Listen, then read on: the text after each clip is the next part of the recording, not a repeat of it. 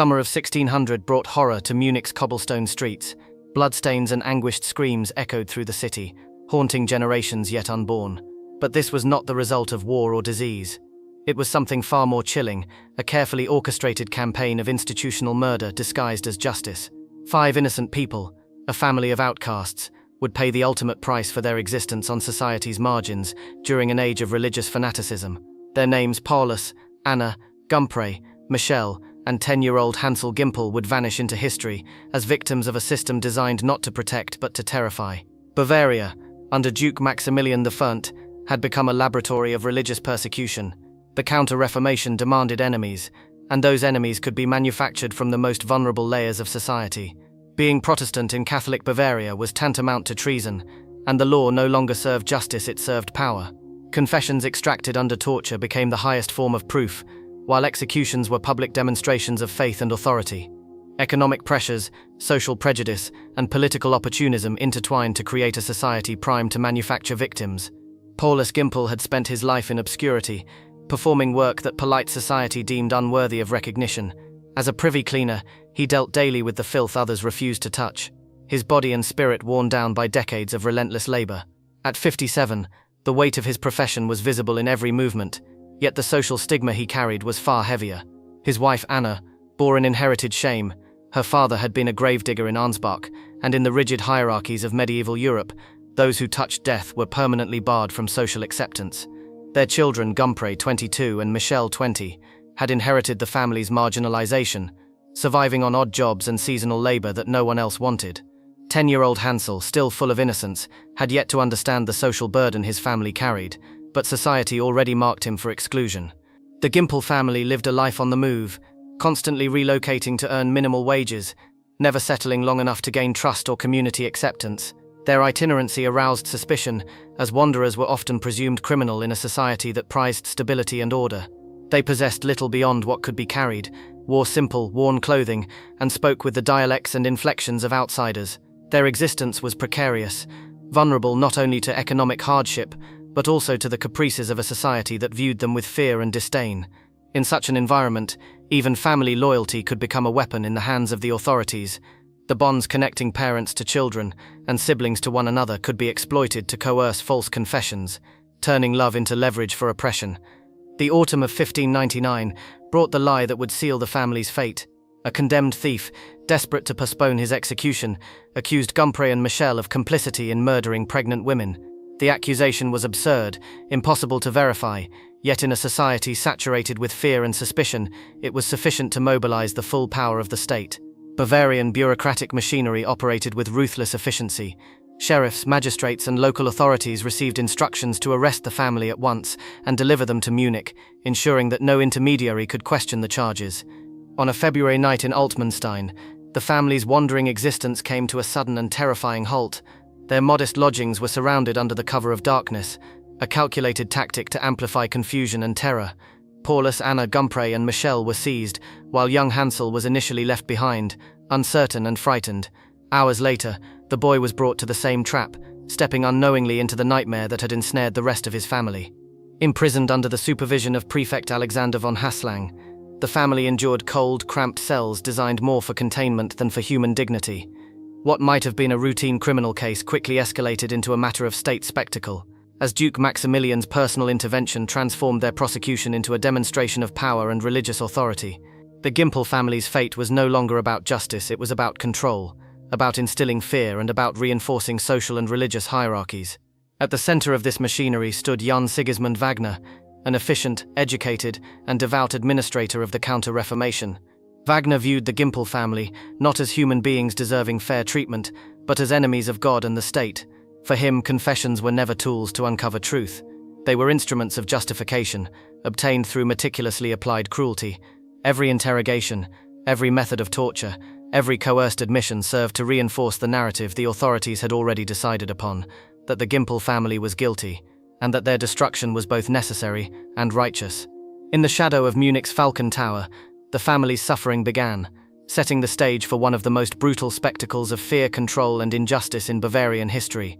Under Munich's Falcon Tower, the family faced torture instruments honed over centuries to inflict maximum pain while keeping victims conscious. The strappado hoisted prisoners by their arms, dislocating shoulders and leaving agony to stretch for hours. Red-hot pincers tore flesh from fingertips, genitals, breasts, and faces. The rack stretched bodies beyond natural limits, thumbscrews crushed fingers and toes, and water torture forced stomachs to painful distension. Every method was calibrated to break resistance. Witnessing relatives endure suffering compounded the terror, forcing moral dilemmas and psychological collapse. Each confession, whether truthful or not, became a tool to implicate more victims, turning the family into a self-accusing apparatus of destruction. Paulus, Anna, Gumpre, and Michelle confessed to impossible crimes under relentless torture. They were made to admit to murders across provinces, participation in satanic rituals, and the corruption of innocents. Hansel, only 10, was spared the worst physical torment, but faced psychological horrors designed to extract testimony against his parents and siblings. His innocence became a weapon against him. He was told that confirming accusations would spare his family from further suffering, yet each confession only tightened the trap. Pain, fear, and manipulation created confessions that would serve as the foundation for the state-sanctioned spectacle about to unfold. July 29, 1600 arrived. Munich's main square swelled with thousands, each level of society represented in the crowd. Authorities had designed the execution as both punishment and moral lesson. The Gimpel family's destruction would demonstrate the consequences of resisting divine order and social hierarchy. Execution methods were deliberate. Paulus was impaled, Anna's breasts were cut off and smeared onto her children, while red-hot pincers tore flesh from all. Nudity, humiliation, and gendered tortures served symbolic purposes, reducing victims to animal status and visually reinforcing their alleged corruption. The young Hansel was forced to witness the systematic destruction of his family, a psychological education in obedience, terror, and the consequences of defying authority. Months later, Hansel himself would face execution. At 10 years old, he was burned alive less for spectacle than for political calculus. His coerced confessions implicated imaginary accomplices, showing how torture extracted not just words but entire fabricated networks of guilt. The machinery of persecution had completed its work, leaving no survivors to challenge the narrative.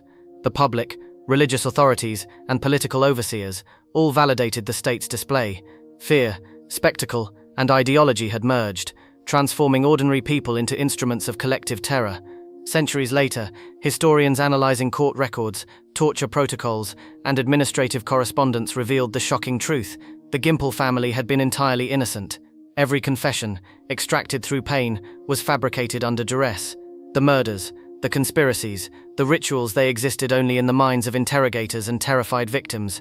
Legal scholars have shown that the trial functioned as a mechanism of social control, demonstrating how fear and spectacle could substitute for justice. The Bavarian authorities had weaponized the law to serve political ends, targeting the powerless while protecting elite interests. Confessions extracted through torture, far from revealing truth, created a hallucinatory universe where innocence offered no protection. What seems most chilling is the degree to which ordinary people, guards, executioners, clergy, and crowds participated in the machinery. Clergy sanctified brutality as divine justice. Citizens treated suffering as entertainment. The societal complicity demonstrates how structures, rather than individual malice, can manufacture atrocities on a massive scale. The story of the Gimpel family is a cautionary tale with enduring relevance. Fear, prejudice, and institutional incentives converged to destroy innocent lives. Pain and terror were weaponized not as punishment, but as spectacle and social control. Even children were not spared. The mechanisms that destroyed Paulus, Anna, Gumpre, Michelle, and Hansel were not unique to 16th century Bavaria. They represent patterns of scapegoating and institutional violence that persist wherever power is unchecked. Modern scholars remind us that legal procedures, religious authority, and social norms can be exploited to serve fear rather than justice. The Gimpel family's tragedy warns us how ordinary individuals can participate in extraordinary evil when systems are designed to reward extremism and obedience over compassion and truth. Institutions must be scrutinized, incentives questioned, and protections strengthened for the most vulnerable. History shows how quickly civilization can bend toward cruelty, and how fragile our defenses against tyranny truly are. Their suffering echoes across the centuries, asking us to remember that the distance between civility and barbarism is shorter than we hope. As we reflect on their story, we are called to confront uncomfortable truths about human nature, institutional power, and the cost of unchecked authority. The lesson is clear: when society values power over justice, innocence is expendable, and horror becomes routine. Discover the untold horrors hidden in history.